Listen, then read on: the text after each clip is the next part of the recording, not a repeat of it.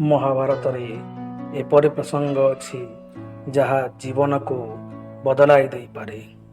ଆମେ ଯଦି ଏହି ସୂତ୍ରକୁ ଜୀବନରେ ପ୍ରୟୋଗ କରିବା, ଆମେ ଆମ ଜୀବନକୁ ସଠିକ୍ ଢଙ୍ଗରେ ବଞ୍ଚିପାରିବା। ଆଜି ଏହି ପ୍ରସଙ୍ଗରେ କିପରି ଶ୍ରୀକୃଷ୍ଣ ଅର୍ଜୁନର ଅହଙ୍କାରକୁ ଭାଙ୍ଗିଥିଲେ ଜାଣିବା। ଅର୍ଜୁନ ଏବଂ କର୍ଣ୍ଣଙ୍କ ମଧ୍ୟରେ ଯୁଦ୍ଧ ହେଉଥାଏ। ଉଭୟ ନିଜର ସମ୍ପୂର୍ଣ୍ଣ ଶକ୍ତି ପ୍ରୟୋଗ କରି ଯୁଦ୍ଧ କରୁଥାନ୍ତି। ଅର୍ଜୁନର ପ୍ରହାରରେ କର୍ଣ୍ଣର ରଥ 15ରୁ 25 ହାତ ପଛକୁ ଘୁଞ୍ଚି ଯାଉଥିଲା, କିନ୍ତୁ କର୍ଣ୍ଣର ପ୍ରହାରରେ ଅର୍ଜୁନର ରଥ କିଛି ଦୂର ଘୁଞ୍ଚୁଥିଲା।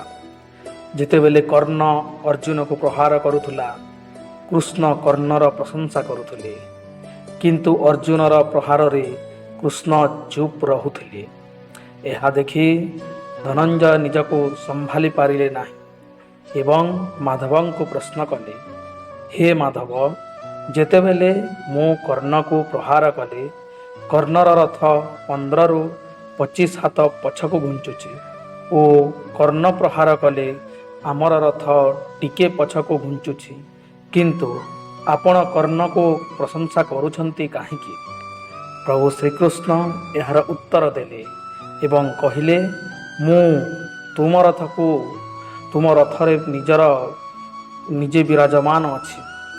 ଧ୍ୱଜାରେ ପବନପୁତ୍ର ଅଛନ୍ତି, ରଥର ଚକାରେ ଶେଷନାଗ ଅଛନ୍ତି, ତଥାପି ମଧ୍ୟ ରଥ କିଛି ପଛକୁ ଘୁଞ୍ଚୁଛି।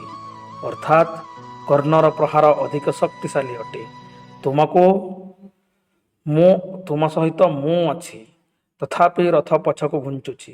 ତେଣୁକରି କର୍ଣ୍ଣର ପ୍ରହାର କଦାପି ଦୁର୍ବଳ ନୁହେଁ। ଏହା ଶୁଣି କିରୀଟଧାରୀ ଅର୍ଜୁନଙ୍କର ଅହଙ୍କାର ଭାଙ୍ଗିଗଲା।